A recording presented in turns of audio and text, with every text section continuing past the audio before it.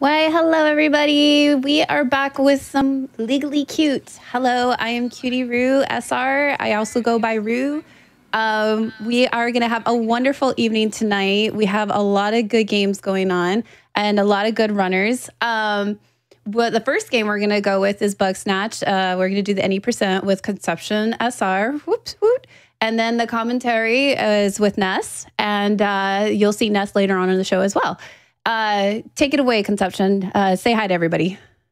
Hi, everybody. My name is Conception SR. I am joined by, as mentioned, Ness _. Hello, I'm Ness _, the most influential gamer of all time. That's not proven, though. Don't at me. Not proven, not in every state, you know how it goes, all the disclaimers. But this is Bugsnax. I actually ran this last week for What's Faster. However, we're going to be doing a completely different category. We ran no major skips last week. We're actually going to be running any %. So we're going to go as fast as we possibly can. Before we get started, Rue, if you want to pick a color for me between orange, yellow, green, or black. Ooh, is there a significance behind them? If Just they gonna are? It's going to be the color of our main character. Oh, okay. I'm going to do green because green's one of my favorite colors. Green is my favorite color as well. Great choice. All right, so yeah, that's going to be the color of our main character. We'll just get right into it because there's a lot to explain in a short amount of time. So we'll get right to it. Timer's going to start not when we hit new game, but as the first cutscene loads in. So I'm going to count it down to the best of my ability. So here we go. 3, 2, 1, go. A little late, but that's fine. Yeah. Well, whatever. That's close enough. We'll edit it in post. This is Bugsnax. I'm playing on the PlayStation 5. You can also play this on PC, PS4.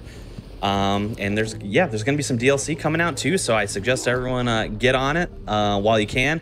And then there's gonna be some free DLC beginning of next year. So I'm gonna do the hardest jump in the game now. Yeah, and I made it. This game is action packed. Like you immediately start with like the hardest jump in the game. Yeah, and now I'm walking on nothing. I should have looked down so I had to prove it, but trust me, I was walking on nothing. And then Casual we're going Bugsnax behavior. Yeah, and then so we skipped an intro cutscene like 3-4 minutes. Just gonna do some parkour, casual. Gonna jump over this, jump on some rocks. Oh, almost missed that. Okay, we're good, bro. Incredible gaming.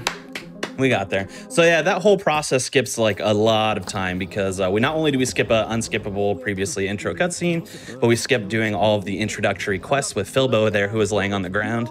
Probably, if I had to guess, probably saves like a total of 5.5 minutes or so. Yeah, that sounds right. It's really long. Yeah, it's really long. If you want to explain this while I focus on it a little bit, because it's super action-packed. Yeah, so pretty much whenever you enter like a room, that's when the global cycle starts, where like Bugsnax start running around and interacting with each other.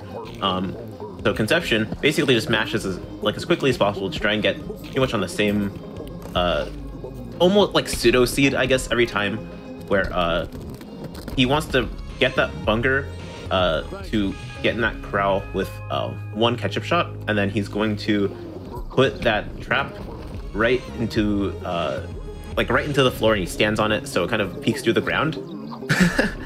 Yeah, it peeks through the ground so he can get that frighter, and then those bungers will hit each other, and he can catch one, and then he's gonna get the shishka bug. If I can pick it up, there we go. I like the shishka bug. Yeah, so that was absolutely gaming. That was super clean.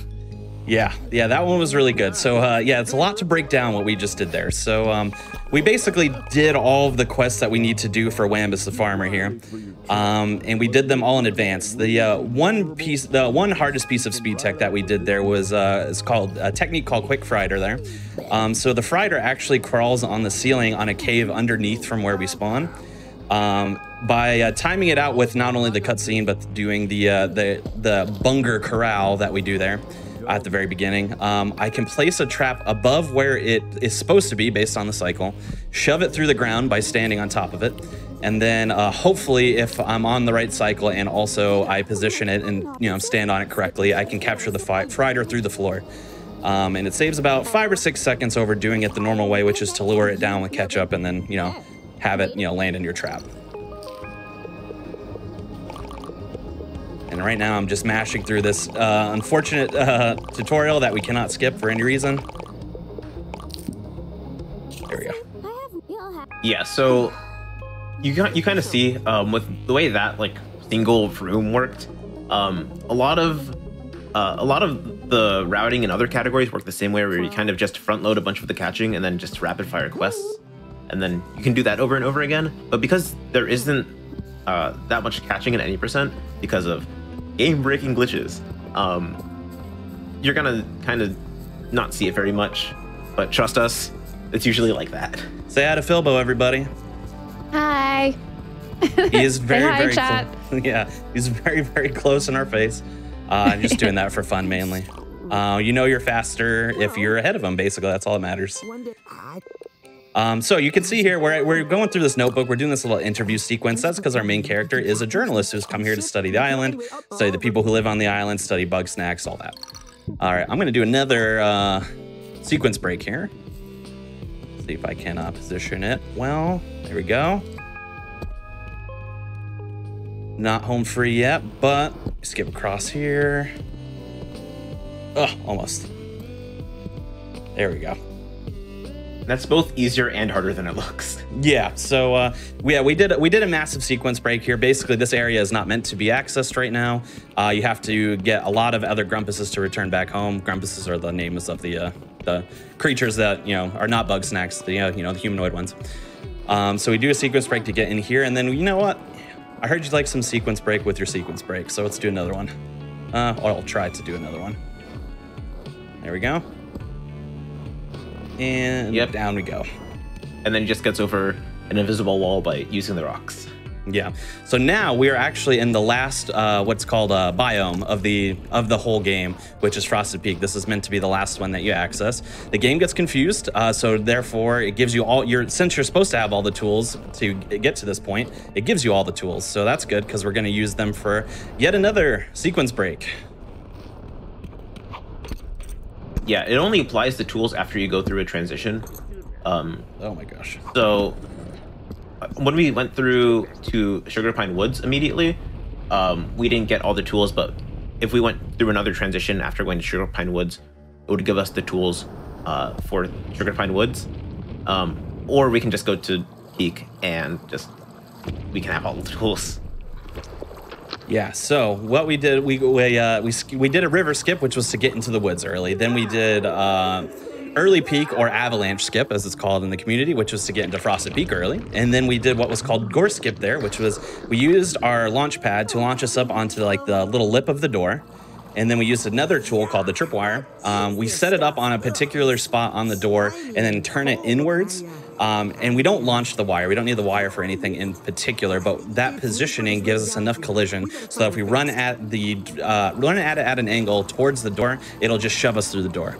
So now we get here to the undersnacks, and we are about 95% through the game already. 95 is the estimate for if we're playing casually. Yeah. From a speedrun perspective, we're about halfway through. Yeah. Well, no, a little more than half, a little less than halfway through, I should say. But if you're playing casually, this would be like, all right, I'm beating the game. I'm beating the game inside of an hour, even if you were playing casually. That's where you'd be right now. Not gonna really explain what's going on screen now. You all should just play this game. I don't want to spoil. I don't want to do any spoilers for you because first of all, this game has beautiful representation that you do not see often in other types of games. The representation being of the LGBTQIA2+ variety. So definitely play it. Not very many games have this kind of representation. But also the story is just like really fun, really good, really rich lore. Play it. It's awesome. Not to mention, also really fun. Yeah, it's really fun. There's 100 Bugsnax for you to catch right now, and then the DLC, like I said, coming beginning of 2022 is going to add some more Bugsnax and some giant versions of existing Bugsnax. It's going to be called the Isle of Big Snacks, and it's going to be free. So, play it. Little bit of piece of speed tech here. So Eggabell is one of the characters here. The game gets confused when I try to mash the talk button on the transition of the scene because I have not talked to Eggabell in game yet. So I can talk to her as if it were the very first conversation that I ever had with her, but also it's during the middle of a transition. So the game gets confused, and actually for some reason, when you talk to Eggabell, after having not talked to her, and then through that transition, loads it early. Loads it like 2 or 3 seconds early for some reason. So it's a nice bit of speed tech here. We're gonna try some parkour. Oh, beautiful every time. You did it. Beautiful this is why every you're time. the goat of all time. Fun. And then I hit a tree, but that's fine. This is why you're the goat of all time. The goat of all time. The goat of all time. But yeah, so yeah, we have to for that little treetop parkour there, we have to land very precisely on a very skinny fence post. It's a lot easier when the fence isn't broken, because then you can use the fence to like kind of guide you to the post. But we jump on that very skinny fence post and then take a tough jump over to the treetops, and it saves us about 2 seconds over falling down and then jumping onto the walkway as normal. Yeah, I'm bad at it, and I play on mouse and keyboard on PC, and Conception just got it using a controller. Yes. They're definitely humbled me a little bit. little bit humble. But now we're in the Gauntlet, if you want to explain that a little bit. Yeah, so I don't want to spoil the game, because there's a lot of stuff that happened between the beginning of the game and now, but pretty much you want to take out all the Bugsnax, and instead of like catching them like you usually want to, so they give you violent versions of all the tools to kill Bugsnax instead of catching them. Yeah, so each segment of the Gauntlet is just testing you on using a different tool. So the first one was just like the regular like snack trap, and this one is, I forgot what it's called. This is typically the snack grappler, but it has a boxing glove equipped instead, so that we can do some punching. Ooh, I should not have hit all 4 of those, but the game was gracious. Please, there we go. B-Tech? Oh, baby. I shouldn't have done that. That wasted more time. All right. Yeah, so we do a very unique strategy there with this little part of the Gauntlet there. So what's meant to happen is, one, you're meant to face all of those Bugsnax like head on, as opposed to from the side. So, you know, there are 2 donuts coming at you towards you. They're supposed to hit one and then one, because that's, you know, how you're set up to do it. But if you get over on the side, you can hit them both in one shot, saves us a lot of time. And then, second piece of speed tech there is those, I always forget the name of that bug snack. Basically, it's like a pina colada bug snack or something, or like a daiquiri bug snack. Right? No, no, I'm talking about before the picantises, the little drinks that fly out of the ground. I forgot what they're called. Yeah, I think they're called snackeries, like daiquiri, but snackeries. They fly out of the ground, but you can trigger their spawning a little early by running out a little farther. So they spawn a little bit faster, else you have to wait like 4 or 5 seconds for the wave to complete, and then you can punch towards the ground where they're going to spawn. If you time it right, you'll destroy them before they even have a chance to spawn. And then you get to the praying picantises, which again you're supposed to face head on. But if you get behind them and hit them forward, you can hit them towards Shelda and Floofty. And instead of, you know, having them explode and then destroying the individual snacks they explode into, Shelda and Floofty will actually help you eat them, which is significantly faster than you having to destroy 1 bug snack, then 3 individual bug snacks, and then, you know, lots of extra steps. Yeah, you're not, like, the goal of the Gauntlet is to make them not eat Bugsnax, but as long as they don't get fully transformed, it's fine. Yeah. The game is very forgiving.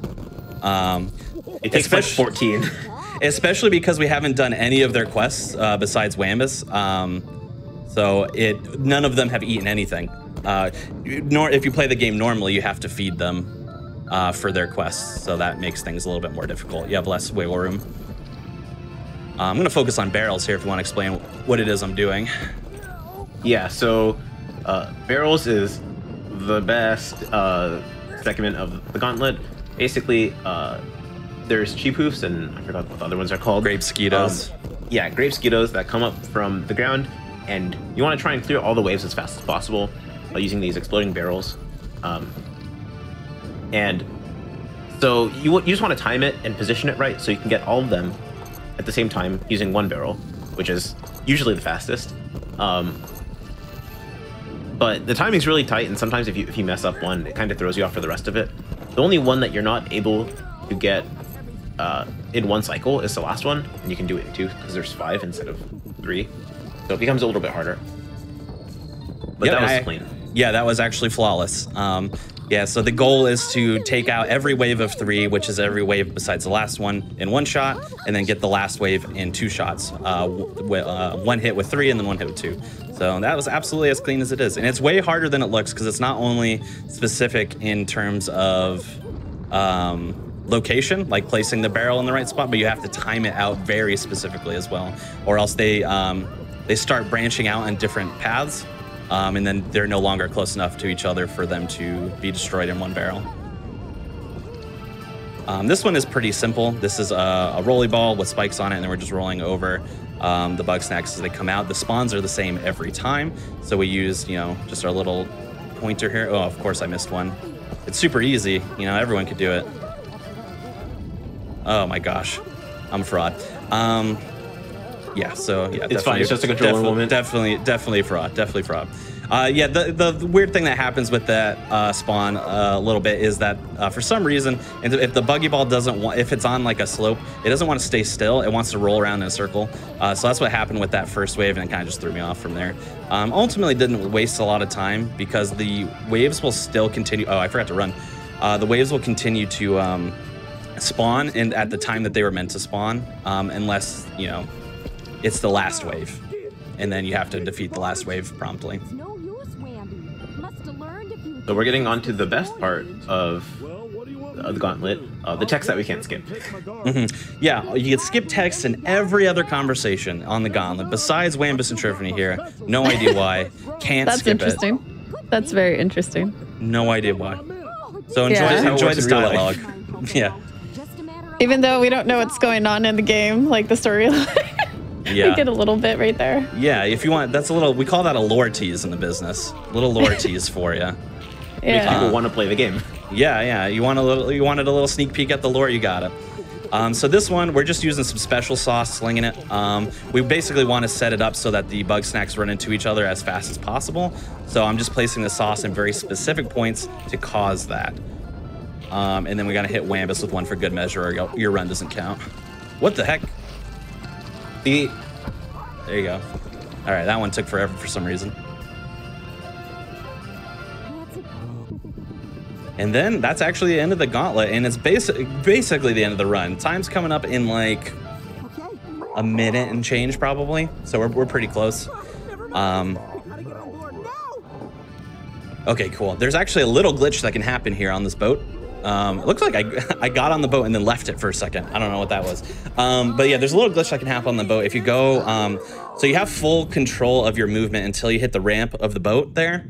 And if you approach the ramp at a weird angle, instead of the game like escorting you onto the boat, because I have no control anymore, it'll like shove you off the side of the boat and you'll just like get stuck in the corner. The game will eventually load you back onto the boat. We believe this loses like a second or two. I've never timed it out, but it feels like slower. So I don't know. But it's funny, so I try and do it every time. It is funnier. It is definitely funnier. Also, one last thing that runners do, or also run doesn't count. In this next scene, there's going to be a beach and like a sunset and whatever. It's going to be very nice, very visually cool. Sometimes people pick up shells. And what for? You'll see.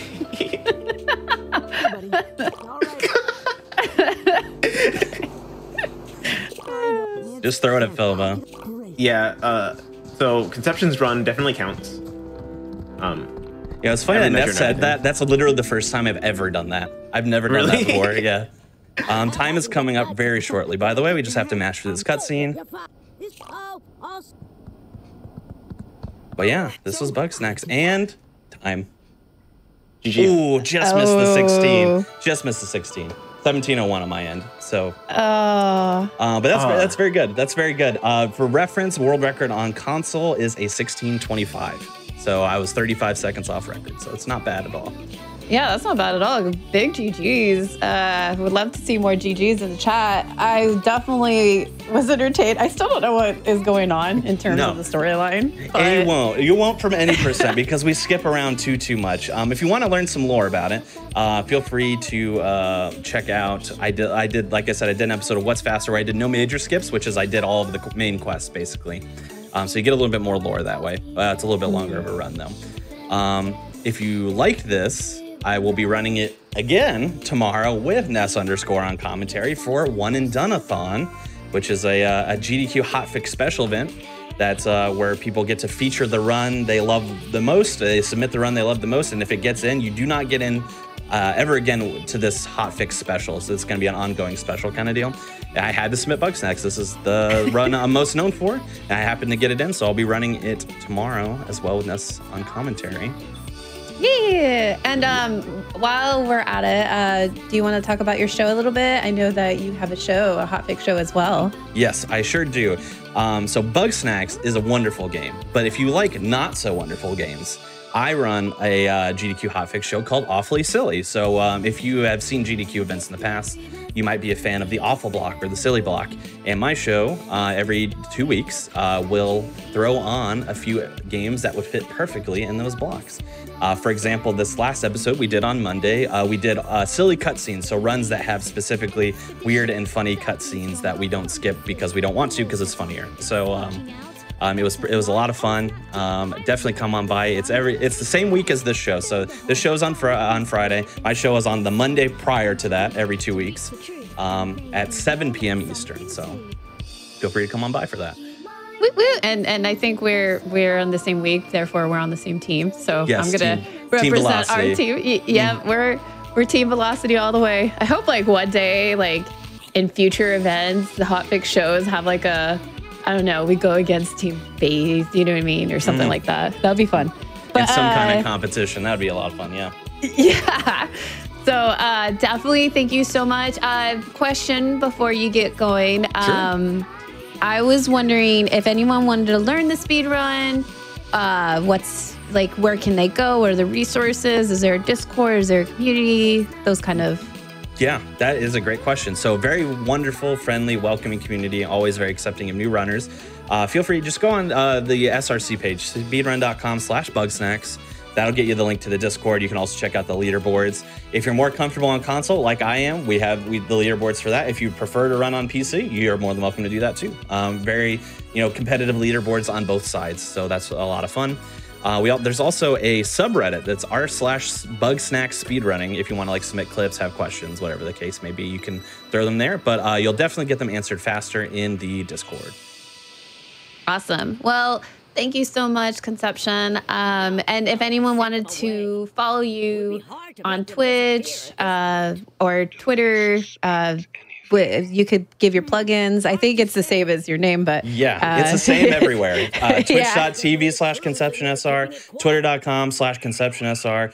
On YouTube, just search Conception SR. Especially on Twitch, I think I'm like 2 followers away from like 600, so that'd be really cool if we could hit that before the end of the year. That'd be awesome. So let's do that. But more importantly, please follow twitch.tv/Ness_. Monkey Ball, Bugsnax, Minecraft occasionally, Quake occasionally, whatever they feel like doing, they do it the best. So follow them. Awesome.